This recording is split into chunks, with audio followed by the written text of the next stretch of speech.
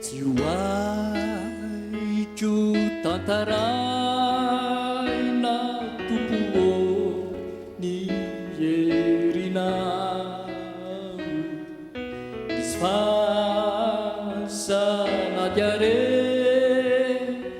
sy ny eloko afaka dia oirao itoriny vaovao mafaly mandray ny famonjena ireo mahatra sy mijaly faharozakora sy mitoriny filazantsara filazantsara ka ny feoko asandratro ileranandy amanitra faharozakora sy mitoriny filazantsara filazantsara ka ny tolokira anambara ny asanany amanitra. ry amparibe famonjena mahatahiry ny finoana mifankaty mazoto amin'ny fanompona ho aminareo mandrakarivany ny fahasoavana sy ny fiadanana avy amin'Andriamanitra raintsika sy Jesosy Kristy tompo. Andeha isika riavana iombona amin'ny fideranan'Andriamanitra amin'ny fiarahantsika mamaky ny salamo 520 ny andininy voalohany ka hatramin'ny 5 amin'ny anaran'ny tompo. Aminao Jehovah no anandratako ny fanahiko. Andriamanitra, ianao no tokiako, aoka tsy homenatra aho, aoka tsy falian'ny fahavaloko aho, eny tsy homenatra zay rehetra miandry anao, fa zay mivadika foana no menatra. Ampafantaro ny lalana ao Jehovah, ampianaro ny sitraponao aho, tario amin'ny fahamarinanao aho ka ampianaro. Fa ianao no Andriamanitra ny famonjena, ianao no anandratako ny tanako ary anandratako ny fiainako amin'ny andro rehetra. Amen. Mbola hivavaka isika riavana. Ry Tompo Andriamanitra io, lehibe sy mahatalanjona tokoa ny asanao ary izany ny kuiza ny fahavalinao anao. Indre ny hafalianay afaka manatanteraka indray izao fotoana sarobidy izao, zay hitondrana fampianarana mpitaindavitra ho an'ny vahoakanao. Tompo, miasa manan-kery ka ataovy toy ny olona mifanatitava sy mifankahita ary mifanakaiky zahay, na dia mpitaindavitra aza isao fandaharana izao, satria ny fonay sy ny sainay ary ny fanahinay dia ray ihany ary inonay fa eo anatrenao mifanakaiky aminao. Dia terizo zay eo ambany fitahinao Tompo, ary ataovy lavirary zao zavatra totosaina izao mba hitomboana eo finoana, aretanay amin'ny fanantenana ary anarahanay anao amin'ny fifaliana ka isataranay lay fiainana mandrakizay efa nampanantenainao. Amin'ny anaranao Jesosy nentinay maniry sy manao zao vavaka izao. Amen. Dia fifaliana lehibe riavana no iarabanantsika amin'ny anaran'i Jesosy Kristy, afaka manosy mifanatitava amin'izao mbola ho atao hoe ampitaindavitra izao ny fianarantsika ity bokin'ny filazantsara zay nosoratan'ny Jaune ity mba tonga ny finoantsika sy ny fanantenantsika iorom-pakalalina ao amin'i Jesosy Kristy. Ny anjarantsika indray amin'ity zoma ity dia ny Jaune 7:10, ary satria moa misy programma zay mila lamina kely dia ny Jaune 7:10 ka hatramin'ny Jaune 9:20 ny andininy 7:20 no hitondrana fampianarana. Jaune 7:20 manontolo zany dia miampy ny Jaune 9:20 ka hatramin'ny 7 am'roapolo. Zay zany a no atrehtsika izao ka anatanterantsika izao fampianarana izao. Ny jaona toko fahafitoamby folo no jerentsika voalohany. Misy fizarana telo lehibe io jaona toko fahafitoamby folo ary ity no voalohany manomboka amin'ny andininy voalohany zany ka hatramin'ny andininy fahadimy. Zay no fizarana voalohany. Ny vavaka nataon'i Jesoa ho an'ny tenany. Zay no hitantsika ao. Vavaka nataon'i Jesoa ho an'ny tenany. Ao anatin'izany a dia misy zafim-pizarana anaky efatra ao anatin'izay. Ny voalohany a dia eo amin'ny andininy voalohany. Ny fankalazan'ny iray an'i Jesoa mba ahazony hakalaza ny iray indray. Ary ny faharoa dia eo amin'ny andininy faharoa ka hatramin'ny fahatelo. Ny fankalazana ny iray dia efa tena raharaha ataon'i Jesosy Kristy ity an-tany mihitsy. Ary eo amin'ny andininy fahaefatra kosa efa no tanterahan'i Jesosy ny raharaha rehetra zay nanyrahanyray azy tetỳ ambany masoandro. Ary ny farany dia ny andininy fahadimy dia hoe te hiverina ho any amin'ny voninahitra efa nananany hatramin'izay Jesosy. Zay zany a ny fizarana voalohany amin'ity toko fahafito amby folo ity.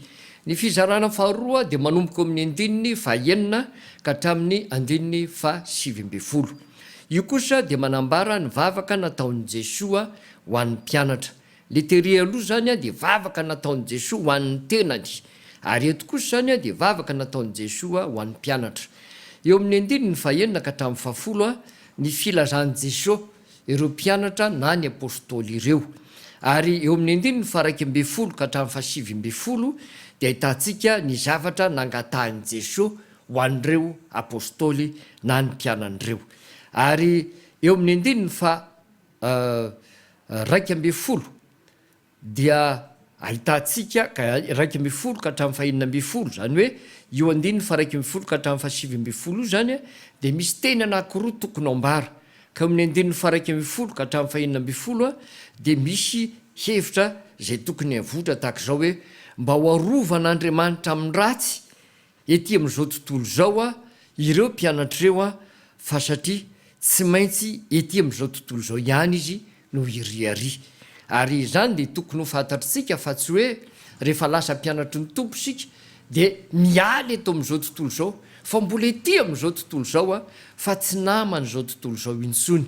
Ary arovan'Andriamanitra amin'ny ratsy eto amin'izao tontolo zao. Ary zany no ataka ataon'i Jesosy hita amin'ny vavaka zay nataony ho an'reto mpianatra reto. Ary eo amin'ny andininy fahafito amby folo ka hatramin'ny fahasivy amby folo dia ny ila zany Jesosy hoe mba ho amasin'ny fahamarinana ireto mpianatra ireto. Haitsika tsara satria miverina matetika io teny io amin'ny fotoana rehefa avy mamaky teny isika ao amin'ny fiangonana. Ny fizarana fahatelo sady farany amin'ity toko fahafito amby folo ity dia manomboka amin'ny andininy faharoapolo ka hatrany amin'ny fahaenina amby roapolo. Ny vavaka nataon'i Jesosy ho an'ny mpino rehetra kosa. Rehefa avy ny vavaka ho an'ny tenany Jesosy, ny vavaka ho an'ireo mpianany raiky amby folo reo dia ny vavaka ho an'ny mpino rehetra kosa zay nandray sy nieno ary nino ny teny zay nambaran'i Jesosy ka nentin'ireo mpianatra ireo. Dia zay no hitantsika hoe eo amin'ny andininy faharoapolo dia ao no ilazana fa manao ataka Jesosy ho an'izay mino ny teny rehetra nambaran'ny mpianatra ny aminy. Zany hoe Jesosy zany dia mangataka ho an'ny mpino rehetra zay nino ny teny nataon'ny mpianatra, na ny fampianarana navoaka ny mpianatra ny amin'izany Jesosy zany. Ary ny faharoa dia manomboka amin'ny andininy faharaiky amby roapolo ka hatrany amin'ny fahaefatra amby roapolo. Ao kosa dia ny zavatra nangatahany Jesosy ho azy ireo, ho an'ireo le olona zay nino ny teny mpianatra ireo zany. Ary ny andininy faharaiky amby roapolo ka hatramin'ny fahatelo amby roapolo dia ny ataka nataon'i Jesosy dia ny mba ahatonga ny mpianatra ho iray ihany. Ka ny mpianatra hatramin'izay izy raiky amby folo lahy zany resahany eo ary ny mpianatra rehetra mifandimby aty aoriana ihany koa mba horay ihany. De io le hidirantsika amomba ny atao hoe ecumenisme aty aoriana, satria hita ny fizarazarana araky ny antokony atao hoe fiangonana zay misy sy ny fivavahana zay atao. Ny faefatra amby roapolo kosa no farany amin'izany, ka ny andininy faefatra amby roapolo dia mba hoan'ny tompo izy ireo, mba hahita izay voninahitry ny tompo ihany koa. Zany hoe ao anatin'io zany Jesosy Kristy de mangataka ho an'reto mpianatry reto, de ny 12 zany ary zay rehetra nino ny tenin'ireo 12 reo hatramin'izay ka hatramin'izao mandra-piveriny Jesosy am'kery sy ny voninahitra. Io zany lay fangatahana ataon'i Jesosy hoe mba ho any aminy ireo olon'ireo, mba hahita le voninahitry Jesosy Kristy zay niarahany nanana tamin'Andriamanitra ray. Zay zany no hitantsika ao amin'ny andininy io faefatra amby roapolo. Ary mamarana azy tanteraka dia eo amin'ny andininy 5 ka hatramin'ny 4 fa raha teny nataon'i Jesosy Kristy ny amin'ny tsy fahalalany zao tontolo zao an'Andriamanitra. Misy farateny na teny farany nataon'i Jesosy mikasika ny aminy hoe tena tsy fantatro zao tontolo zao tokoa ny momba an'Andriamanitra, le Andriamanitra velona zay nivavahan'ny razany teo aloha, ary Andriamanitra rainy Jesosy Kristy zay ivavahan'ny kristianina mino sy manaiky ny teny zay nampianarin'i Jesosy. Izay zany no toko 17 fa hiditra sika ny amin'ny toko 12 ka ny 12 manomboky ny andininy voalohany ka hatramin'ny 17 kosa no jerentsika eo anatrehan'izany. Ny toko 12 dia misy fizarana vitsivitsy ihany koa, ka ao anatin'izany no resahantsika ity fizarana voalohany ity, satria raha ny toko 12 moa misy fizarana 3 fa ny fizarana 2 ihany hatreo amin'ny 17 de 2 no hitantsika ao. Dia ny andininy voalohany ka hatramin'ny 11 amin'ity toko 12 ity no fizarana voalohany aminy. Ny namadian'ny Jodasy any Jesosy. Zay zany no hitantsika rehefa lasy Jodasy tamin'le tantara tany aloha tany, tamin'ny fotoanany alakamisy masina, dia tsy niverina tsony mihitsy, fa taty aoriana izy vao niverina, de eo izy zany le vao niverina iny. Ka eo amin'ny andininy voalohany dia milaza karazana teny fampidirana hoe nifindra toerana Jesosy sy ny mpianany, nifindra toerana izy, ary tao amin'izy io nifindra toerana io de tonga ny mpamadika azy. Ka amin'ny andininy 2 sy ny 3 no ilazana sy nampahafantarana fa tonga ilay mpamadika, dia Jodasy zany. Ary tsy tonga irery izy fa tonga nitondra olona maro niaraka taminy, dia ireo manam-pahefana amin'ny ara-pivavahana teo amin'ny Jiosy zany. Eo amin'ny andininy 4 ka hatramin'ny 7 dia ny nitenenan'i Jesosy any Jodasy no hitantsika eo. Ao anatin'io Jesosy de ny teny mivantana tamin'i Jodasy zay namadika azy sy ny zavatra rehetra zay nataony, ary ny fitondrany ireto olona ireto teo anatrehan'ny tompo, ka ahalalany olona fa ity tokoa le Jesosy zay navadika Jodasy, ary ilainy ny mpitondra fivavahana teo amin'ny Jiosy tamin'izany fotoan'izany, ka nanirahana ireto olona marobe reto. Eo amin'ny andininy 4 sy ny 11 dia izay nataon'ny Petera iarovana any Jesosy. Petera no ny hafanampony zany de niezaka mba hiaro an' Jesosy izy, niezaka izy mba hiaro an' Jesosy, kanefa tao anatin'izany fiarovany an' Jesosy zany dia fantatritsika ny vokatra sy nateraka izany. Fa eo kosa zany de voatantareo izay fiarovany an' Jesosy zay. Ny fizarana faharoa de eo amin'ny andininy 12 ka hatramin'ny 17 zany hoe eto zany dia 17 azafady, de eto zany no mifarana ity atao hoe Jaona toko 17 sy ny Jaona toko 18 ka hatramin'ny 17 resahantsika ity. misy zanam-pizarana vitsivitsy ao anatin'izany.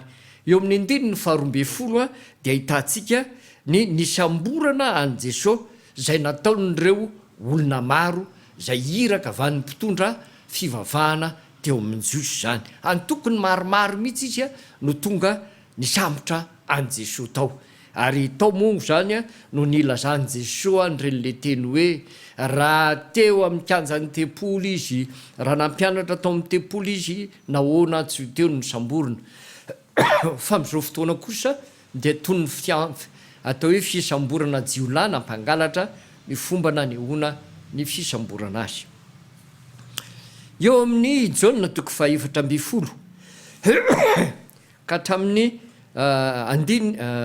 Jaona toko fahavalo amby folo ny andininy fahaefatra amby folo ka hatramin'ny andininy fahasivy amby folo ka hatramin'ny fahatelo amby roapolo dia ny nitsarana an' Jesosy teo anatrehany Anasy. Teo anatrehany Anasy. I Anasy dia olona nanana fahefana teo amin'ny ara-pivavahana zay isany atao hoe nanana andraikitra tao anatin'ny tempoly. Fa ny andininy fahaefatra amby roapolo kosa dia ny fitsarana an' Jesosy teo anatrehany Kaiafa.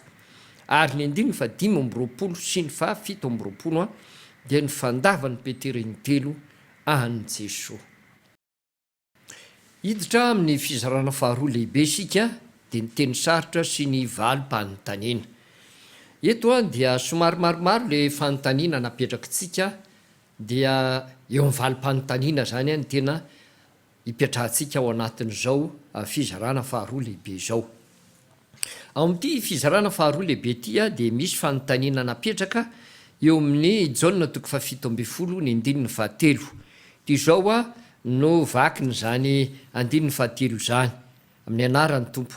Ary izao no fiainana mandrakizay dia ny mahafantatra anao zay Andriamanitra tokana sady marina sy Jesosy Kristy zay efa nirainao.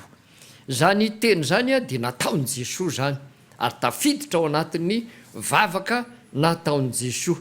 Ka ny fanontaniana mipetraka dia ny hoe isika amin'izao androntsika izao ve efa manana sy miaina ao anatiny zany atao hoe fiainana mandrakizay zany. Raha ohatra ka zany teny zay nambaran'i Jesosy zany, satria ny fahafantarana na ny fahalalana an'Andriamanitra tokana sady marina sy Jesosy Kristy zay efa nirahany no fiainana mandrakizay. Ny valiny dia eny zany mihitsy, satria ny fiainana mandrakizay dia ny fahalalana an'Andriamanitra, zay ny fiainana mandrakizay. Nahoana hoy ny fanontaniantsika? Dia izao ny tarihana ny saintsika, mahavery mandrakizay ny tsy fahalalana an'Andriamanitra.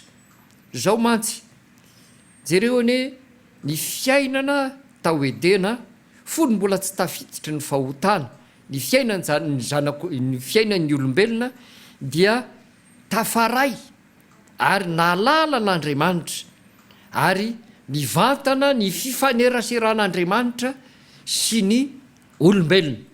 Ary zay ny atao hoe fiainana mandrakizay. Zay ny atao hoe fiainana mandrakizay.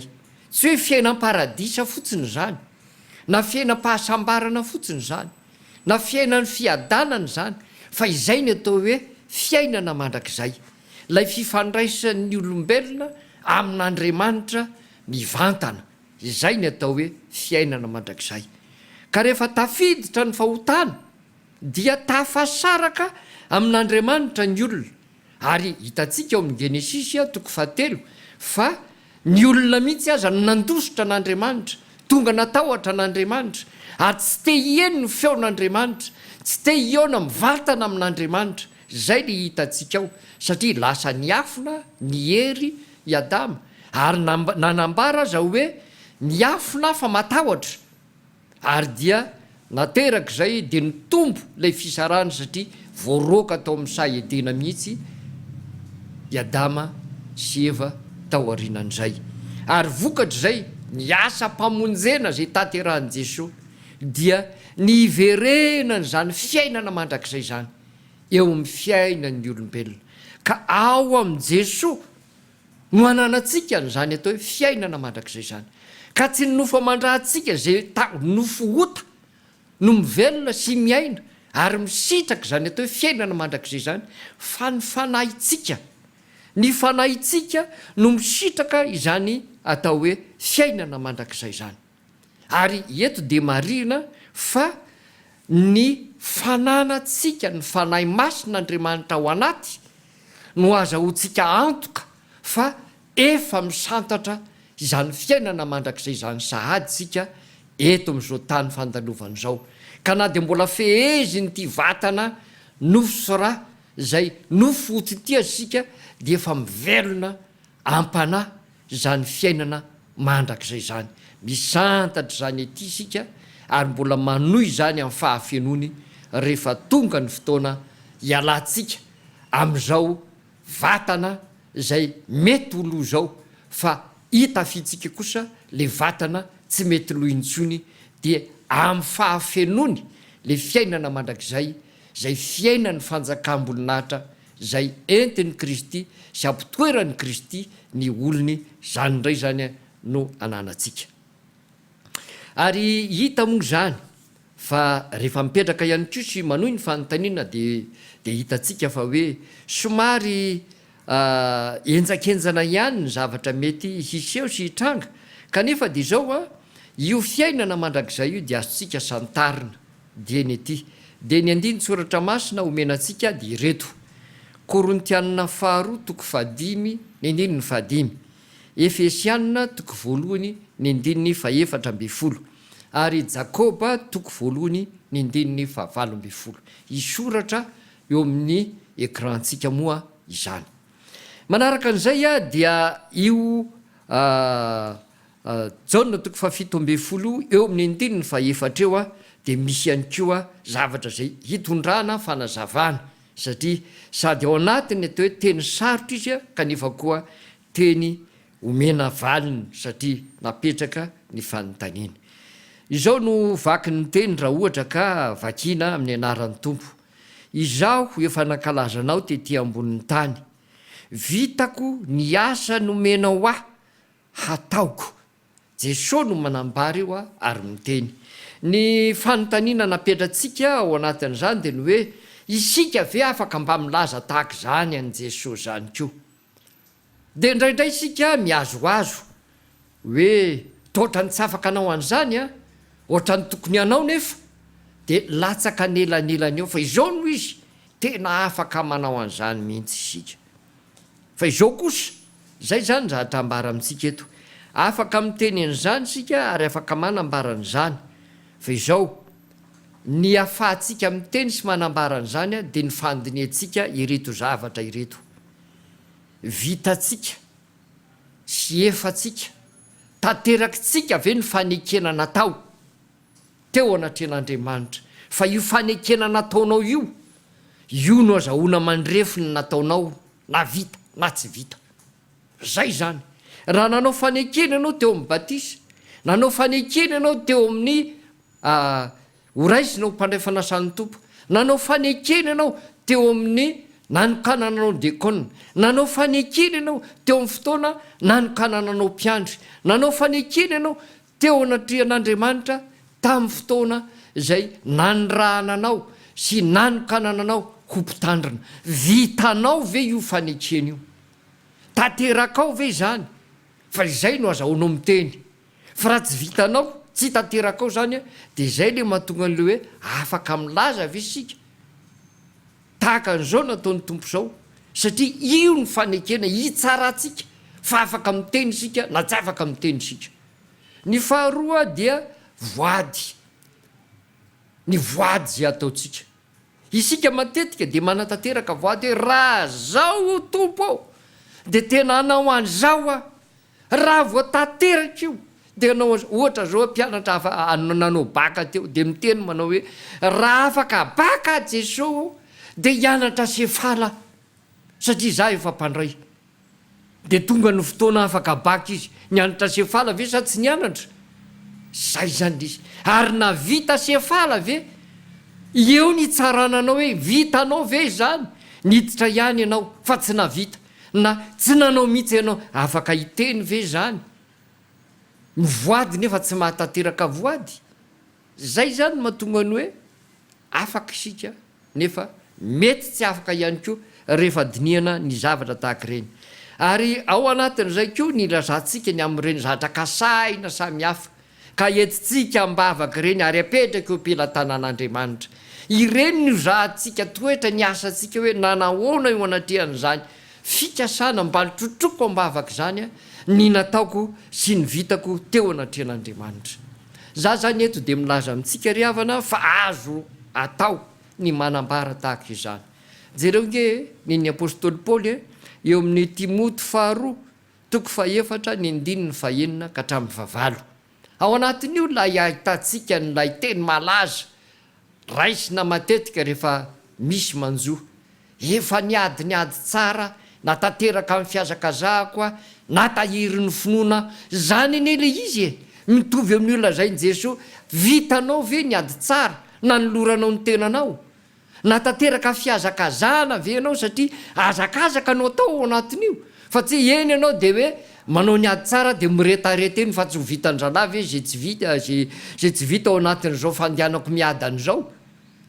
Ary natahiry ny finoana ve ianao fa ao anatin'izany matsy de ahitantsika tsara nyreto andiny soratra masin'reto ao amin'ny Apokalipsy 4:10 ahitsika tsinjery ihany koa de miresaka mikasika ny hoe sambatra ny maty de zay maty eo amin'ny tompo hatramin'izao eno ny fanahy fa hitsahatra amin'izay ny sasara ny asa ny manaraka azy zany hoe ny asanao lay vitanao na tamin'ny teny na tamin'ny heritreritra na tamin'ny asa dia ireo no entinao any. Zay zany le izy ka ao anatin'izay ny amantarana ny aminy hoe eo amin'ny Korintiana 1:7 manomboka amin'ny 17 ka hatrany amin'ny 15. Eo zany ho antsika mino no amantarantsika hoe de mba hisatroka satro-boninahitra fahamarinana araka lazain'ny Paoly ve ao anatin'ity Timoty 2:4 ka hatramin'ny 5 ity zay mantsy ny tombany ao rehefa aveo hoe tehirizina ho ahy ny satro-boninahitra fahamarinana zay meny tompo tsara marina ho ahy amin'izay andro zay ary tsy ho ahy ihany fa ho an'izay rehetra tia ny fisehoany koa.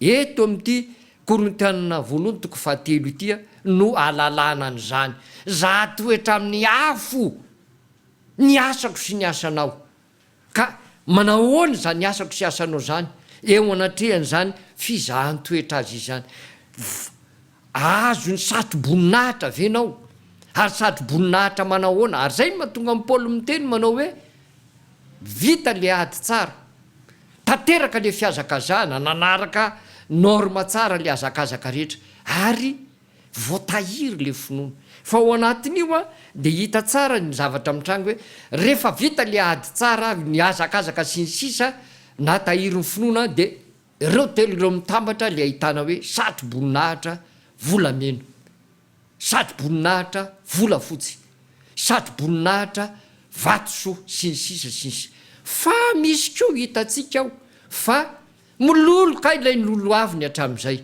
ka raha milolo zany ny asanao tety rehefa zahatetra amin'ny afo de levona ary rehefa levona tsy hoe very ianao tao aorianan'izay tsy zay tsony zay ny hitana hoe izy de voavonjy ihany fa tsy mba manana zay hoentina eo anatrehan'ny tompo zany hoe satro-boninahitra zany tsy manana anjara amin'izany izy ary zay ny tsara ho fantatritsika sy ho hitantsika eo anatrehan'izao atao hoe filazana zao. Eo amin'ny 9 sy ny manaraka rehetra io moa zany de mbola ho hitantsika aty amin'ny filazana aty amin'ny tendry mialoha rososona satria manomboka eo de tena misy resaka ny tendry mialoha rososona ary mahafaly indrindra rehefa mahita an'io ka mametraka fanontaniana ny namantsika na ny havatsika de hoe ity ve pastera tsy tendry mialoha rososona tena izy io ary eto de milaza mihitsy hoe efa tafiditra tsara amin'ny fahalalana sy ny finoana izany atao hoe tendry mialoha rososona zany ianareo rehefa mahalalaka mamaky ny teny tahaka zao ka mahita hoe izy fa izy mihitsy io manambarany zany mihitsy io ary ao anatin'io ny ilazana fa tena hafa mihitsy ny an'ny tompo ary ny an'ny tompo de avy amin'Andriamanitra ray mihitsy no hahazahoany azy.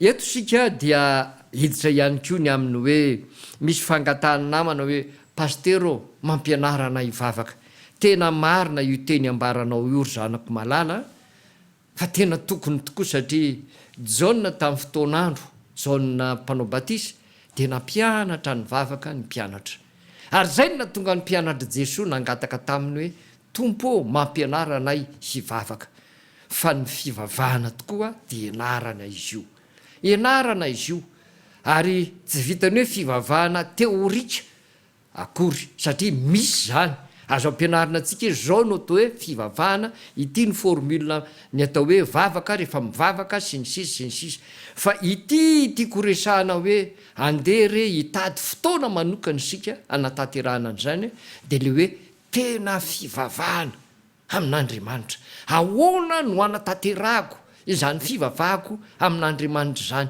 satria io le tena ambaran Jesosy hoe raha mivavaka ianareo dia mivavaka amin'ny fanahy sy ny fahamarinana, zany hoe efa tafiditra ao anatin' zany reny metody rehetrarehetra, ny plana fivavahana sisisy reny, fa ny fifantohana sy ny firaisana lalina amin'Andriamanitra amin'ny alalan'ny fanahy masina, io lay everika fa ilatsika fotoana manokana mba hifampizaratsika sy hanolorana atsika zay traikefa mba hanana ny mpitandrina entina mpitanana zany, satria ilaina ny mianatra mivavaka, misy efa mahay mivavaka mampiasa n'ireny formule rehetrarehetra reny, fa ilaina ny tena mahay mivavaka amin'ny fanahy sy ny fahamarinana. Mamarana anyity fizarana faharoa lehibe ity sika dia hitatsika ao amin'ity andiny soratra masina ity, zay nalaiko izy io mba entina ilazan-javatra amintsika, dia ilay andininy 5 ka hatramin'ny 9 zao ny vovaky ny teny amin'ny anaran'ny tompo. Ary ireo namaly azy, namaly an'i Jesosy hoe Jesosy avy any Nazareta, hoy Jesosy taminy, izaho no izy. Ary teo koa Jodasy lay namadika azy, ary raha Jesosy vao nilaza taminy hoe zaho no izy, dia nianitra ireo kalavo tamin'ny tany. Zay zany nylay andininy soratra masina. Ny tiako hitondrana ny saintsika dia hoe Jesosy no teny hoe izaho no izy, dia nianitra ireo olona ireo ka dia lavo tamin'ny tany. Nahoana moa? Eo zany ny sarina ny saintsika fa ny fanambarany Jesosy n'le hoe izaho no izy, dia mitovy an'le nanambarany Jehovah Andriamanitra ny anara-tsamireriny tany amin'ny Exodosy 7 le hoe izaho zay izy hatrizay ary mandrak'izay. Io le fanazavaintsika tany io hoe manana ny fombany ny conjugaison ny atao hoe teny hebreo, ary eto zany dia miverina io, ka ny fiverenan'io teny io zany hoe le tetragramme sacré na ny litera efatra masina zay manambara ny anara-tsamirerin'Andriamanitra, dia miverina amin'ny fanononany Jesosy Kristy ny tenany hoe izaho no izy, no nisehony zany hery tsy zakany olona zany ka natonga azy ireo lavo. Ahitatsika amin'izany fa Jesosy nge raha nandositra dia afaka nandositra e. Jesosy ne raha namaly sy nanohitra ny reto olo reto dia azo ny toeriny zany, satria ireo aza vao nytenenany fotsiny hoe za no izy, dia nitsingidina daholo izy rehetra ary nenjera tamin'ny tany avokoa, fa tsy hoe nikisakisaka fotsiny. Indikan'izany raha nytoeriny Jesosy zany fisamborana azy zany dia azo ny toeriny zany, saingy io dia manambara ihany koa ny tendry mialoha rososina, zany hoe efa voalahatra sy voatendrin'Andriamanitra ny raharaha sy ny asa ary ny fiainany Jesosy sy izay zavatra mety hiatra aminy mba hatateraka ny ambarany soratra masina, dia io Jesosy nirofiny izy ireo ary nosamboriny ary netiny ampatorana nakany amin'ny Kaiafa sy ireo namany zay hitsarany Jesosy ara-pivavahana teo amin'ny Jiosy.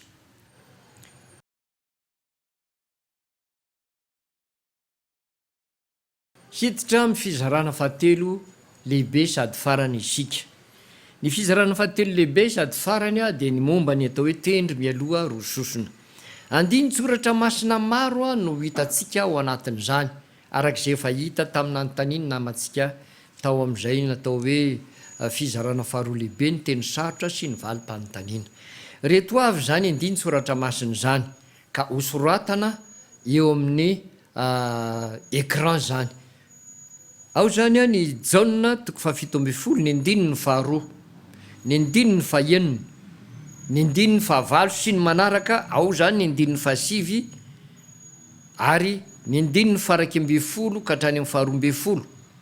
Ireo zany a dia teny milaza nyreo atao hoe tendry mialoha rososona avokoa ary mbola mitoy zany aty amin'ny andininy fa 420, andininy fa 420 mbola mitoy hatrany zany ary ireo zany a no hitatsika de satria entina milaza ny atao hoe tendry mialoha rososona avokoa ary misy fanampiny moa zany izy ireo a fa aty amin'ny andininy fa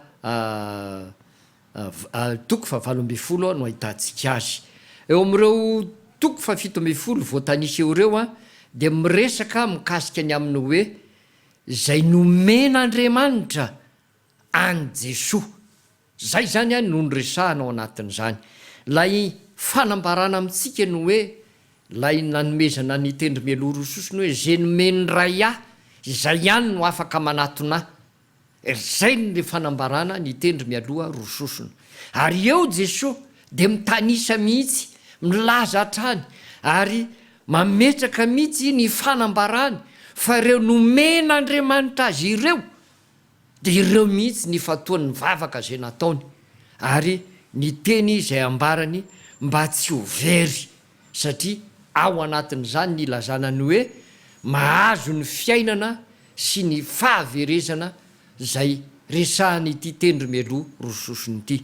Ka raha voadinihana zany ireo andiny tsoratra masiny ireo a de mazava tsara fa ireo zay nomen'Andriamanitra any Jesoa de ireo ihany no mahay manatona any Jesoa ary ireo nomen'Andriamanitra any Jesoa ireo de efa an'Andriamanitra sy any Jesoa efa hatramin'izay ary ho mandrak'izay. Zay no amitianatsika izany atao hoe tendry mialoha rososona andiny tsoratra masina mivantana zany a fa ao anatiny koa moa araky ny hitatsika de misy ireo teny momba n'ity tendry mialoha rososony ity zay tsy mivantana fa milaza hevitra ankapobeny kosa. Eo amin'ny andininy eo amin'ny toko fa 20, ny andininy fa 4 sy ny andininy fa 120 a de mbola misy an'io teny io ihany koa. Zao no hitatsika ao ary satria fantatry Jesoa izay anjo azy dia nivoaka izy ka nanao tamin'ireo hoe iza moa no tadiavinareo, iza moa no tadiavinareo ary satria fantatry Jesoa zay anjo azy zany de voatendry tany aloha-tany ho fanamafisana ho fanamarinana zay voalaza ny soratra masina ka na ny nataony Jesoa na ny fiainan'ny olona mino azy de fa voatendry mialoha ireny rehetra ireny ka ny fanambarana tahaka zao ihany koa de ety milaza ny tendry mialoha rososona satria manambara ny amin'ny tompo sy ireo zay mamadika azy ary koa ireo zay anenjika azy sy ireo zay tsy mety mino azy ary tafiditra ao anatin'ny hevitra momba ny tendry mialoha rososony zany. Eo amin'ny andininy fa 110 dia toy izao ndray ny fivakiny teny amin'ny anaran'i Jesoa de hoy Jesoa tamin'i Petera ampidiro amin'ny tranony ny sabatrao ny kapokako nomeny raiko aho tsy maintsy hosotroko va. Zay zany no hitatsika eo de jereo tsara fa ao anatiny zany fotoana ny saodak zany indrindra no mieritreritra ny mpianatra hoe rehefa tsy nietsika ihany ny tompo tao anatin'lay ninjera daholo le olona lay saika isambotra azy a de nampiseho herindray Petera ho fiarovana any Jesoa kanefa hoy Jesoa hoe ampidiro amin'ny tranony ny sabatra. Malikoa nefa tamin'izay fotoana zay efa tapaka ny sofiny naverin'i Jesoa tamin'ny laoniny ny sofiny fa inona no antony mbola tendry mialoha rososona manambara ny amin'ny Jesoa sy ny hahatanterahany zany eo amin'ny asa mpamonjena zay totosainy satria zany kapoka zay tsy maintsy hosotronony tompo zany a de nomeny ray azy a mba hatateraka ny soratra masina sy ny asa mpamonjena isarahny vovonjy sy ny tsy vovonjy ety ambany masoandro. Riavana malalo amin'ny tompo tapitra atreo a ny jauna toko fa 17 sy ny jauna toko fa 18 atreo amin'ny fa 17 zay nitondrantsika fampianarana tamin'ity fotoana ity. Iombona amin'ny alalan'izao vavaka izao isika. Isoranay ianao ry Jesosy Kristy Tompo, ny fahataterahany izao fotoana izao. Anjavelanao mpiaino manadino zay Tompo ka mitaka ny tenanay. Fa ataovy mpiaino mpakato kosa ka tahaka an'izay fa nandraisanay ny fampianaranay tamin'ny lasa ka nahatsapahanay fa efa mandroso amin'ny fahazavan-tsainy zay afaka mandray tsara zany teninao ny afatrao zay voasoratra ao anatin'ny soratra masina fa marina tokoa. Voasoratra sy fampianaran'ny tenin'Andriamanitra zany tendry mialoro sosony zany. Efa manomboka miamaro zahay Tompo no resy lahatra fa fampianaran'ny soratra masina zany ary fampianarana tazomy ny fiangonana tokoa hifampizaranay sy fampahirizanay ary androsonay amin'ny lalindalina kokoa amin'ny finoana marina anao Jesosy satria sady milaza ny asanao zay nitanterahanao tety zany Tompo no milaza ihany koa ny anjaranay rehefa tonga ny fotoana ialanay eto amin'ity tany ity sy hitsenananao zay tonga mikery sy ny voninahitra. Mpamonjy eo meo zany saina mahay mifantoka zany zay ary azavelanao levona ny finoanay fa terizo ambany fahasoavanao amin'ny hery ny fanenao masina. Zany vavaka izany Tompo mety tsy ho tanteraka, mety tsy ho lavirary, mety tsy ho feno koa aza ary mbola betsaka ny tianay ho tononona fa manateny zay fa zay mahasoa ny fiainanay de ho tanterahanao aminay. Ka zao vavaka izao dia akambanay sady farananay amin'le vavaka nampianarinao manao hoe rainay io zay any an-danitra ho masina ane ny anaranao ho tonga ane ny fanjakanao atao ane ny sitraponao ety atany tahaka ny any an-danitra meo anay an'io zay anina sahazo anay ary mamelany elokay tahaka ny namelanay zay meloka taminay. Aza mitondra anay amin'ny fakapanahy manafahanay amin'ny ratsy anao ny fanjakana sy ny hery ary ny voninahitra mandrakizay. Amen. Dia mirary antsika rehetra riavana ho tahiny Tompo ary hitako ianao tohatra nefa mahazo toko sady ary mahazo fanantenana ary fifaliana fa mitombo ny fahalalanao ny amin'izany afatry ny Tompo sy ny tenin'Andriamanitra ary indrindra ny fampianarantsika zay mifantoka ny amin'izany atao hoe tendry mialoro sosony zany. Ka dia mahereza fa mbola itoy zany fampianarana zany ka nojerentsika amin'ny fotoana manaraka dia ny jauna toko fa 18 manomboka amin'ny 9 fa 20 le teo aloha teo nijanona teo amin'ny 17 de eo amin'ny 20 zany tsika izao a no manomboka indray ka mandray sika ny toko fa 17 zay mifarina treo amin'ny 9 fa 17. Ny ovakitsika zany a dia ny jauna toko fa 18 ny 9 fa 20 mitoy avy hatrany amin'ny jauna toko fa 17 ka hatramin'ny fa 7:30 zany. Zany moa no natao zany a dia misy fandaharana zay tsy maintsy enjentsika kely ao anatin' zany a mba ahafahantsika mijery ihany koa zay nambara sy resaka fampianarana tolotry jauna amin'ireo epistily zay nosoratany. Ny apokalipsy moa efa hitatsika fa ny epistily kosa de mba tiatsika ho jerena ka mba ahafahantsika manana fotoana misimisy kokoa hijery zany epistily zany a dia misy somary ohatrany tonga de zahantsika ampiarahana tahaka ny ty androany ty sy ny amin'ny heriny anio. Manaraka zany a dia fotoana miavaka riavana ny amin'ny alahady ho avy izao ka araraoty ny mamonjy ny fotoana fanompom-pavahana zay rahantsika ary ajao tsara ny fandaminana rehetra araky ny fantatritsika dia ny hoe nymiditra amin'ny fito a dia mba nomanina ho any sarababem-bahoaka satria fotoana sady fandraisana io a dia mety maro sika no tonga. Ny faharoa misy fandraisana ho mpandray fanasan'ny tompo an'ireo mpioma no mpandray zay navita ny fianarany 3 isy izy ireo ary dia fantatritsika ao anatin'izany a fa raha 3 isy izy a no mitondra olona 7 zay nasainy ao anatin'izany zany ray aman-dreny miaraka amin'ny mpitandrina mivady ary ko ireo atao hoe dekona anao ny asa fanompoana dia efa fokon'olona ny ao anatin'ny fiangonana ao anatin'izany dia zay no natonga ny fandaminana hoe mba irina indrindra reny ny atao hoe hanajantsika izany fandaminana izany a ka ny fidirana faharoa le amin'ny folo zany a dia mba ho atokantsika ho an'ireo katekomenireo a ho raisina mpandray sy ny fianakaviany a izany fotoana izany ary isika kosa dia hiezaka monjy ilay maraina mba hahafahantsika mifantoka tsara ao anatin'izany fanompom-pavahana andro fandraisan'izany. Ireo voalohany sy faharoa ireo a dia misy fandraisana fanosan'ny tompo avokoa. Manaraka izany a dia manentana ny mpitandrina eto hoe mazotoa amin'izay mandeha mamonjy fiangonana mivavaka ty am-piangonana.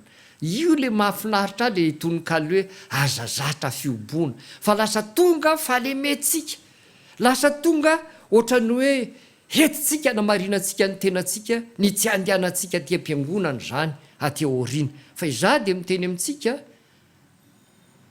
tapao io fahalainan'io tapao io tahotra hafahafa io fa satria efa afaka mamonjy isika izao ary indrindra mafana ny andro a dia efa somary malefaka ny heriny zany atao hoe valanaretiny zany eo amin'ny atao hoe fiatraikany amin'ny fahasalamantsika ary zay ny hanetanana antsika hoe tonga avy amin'izay satria rehefa tsy resitsika amin'izao vanim-potoana izao ka tonga indray ny ririnina dia ho hitantsika eo fa tsy hivavaka mandavataona zany isika ary ianao ve malala zay andro iainanao ito amin'ity fandalovana ity an'Andriamanitra ny fandaharana ny anjarantsika dia miomana ka dia zay no hoe diny mbola afaka ianao azazatra fioboana fa tapao ny hevitra elao zany fahazarana tsy mahomby zany fa aleo an'izay atao hoe tena azo lazaina fa farofy ary ireo zay tena mbola sarotiny be ao anatiny zany toe-pahasalamany zany no mijanona manao ny fioboana. Ny mamarana azy a dia reto zavatra roa reto no ambara amintsika mbola toizantsika ary mandraisa anjara amin'ity le rojo mbavaka atao hoe famonjena ity ianao na efa navita na mbola tsy nahatanteraka mandraisa anjara fa eto kosa dia manentana antsika mba hiomana ny amin'izany atao hoe voka dibe zay tanterahantsika amin'ity taona 24 ity zany voka dibe fantatritsika fa raha vao tsy manana tanteraka voka dibe isika dia misy akony lehibe ao anatiny zany atao hoe tetibola mpiangonana zany ka niasa mpiangonana amin'izay fotoana izay na ny mamarana ity taona ity na nidirantsika amin'ny taona vaovao dia misy akony dolo daholy ary misy fiatraikany any anatin'izany ka mila tsy hampandeha ny zavatra rehetra zay atao noho izany a manentana antsika mpianakavy ny finoana iomana ny amin'izany aza atao hoe noho ny tapoka sy noho ny fiheveranay sy zao fa ataovy zoky ny adidy zany adidy fa tsy didy ka atao zokiny izy a eo amin'ny fiainantsika ara-panahy ary eo amin'ny fiainan'ny fiangonana zay iainantsika ao anatin'izao tombonandro atolotry ny tompo antsika izao ka hanarahantsika an' Jesosy Kristy noho ny teniny sy noho ny afatra zay nomeny ary ny teny fikasana zay natolony ho antsika. Amarina tanteraka ny fotoanisika manasanao mba hitsangana andray ny tsodrano zay atolotra sy hotononina mba ho tanteraka ho anareo amin'ny anaran'ny tompo. Jesosy Kristy tompontsika sy Andriamanitra raintsika zay efa tia atsika ka nanome atsika fampiononana mandrakizay sy fanantenana tsara ny fahasoavana no ampionona ny fonareo sy ampahery anareo amin'ny asa sy ny teny tsara rehetra. Ho an'Andriamanitra irery ihany ny voninahitra amin'ny anaran'ny Ray sy ny Zanaka ary ny fanahy masina. Amen.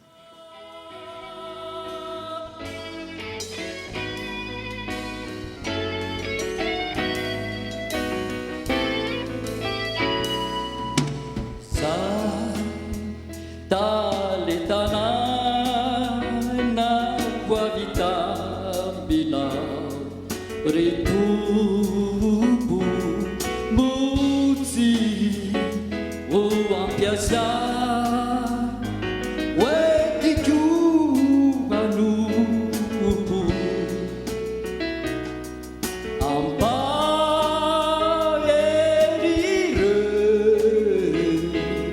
rala vogeza pautana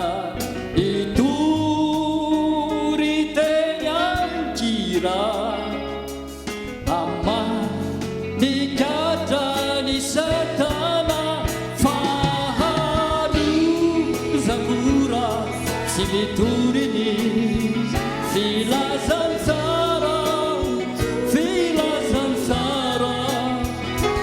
kani febukua sanjatu iterana diamanita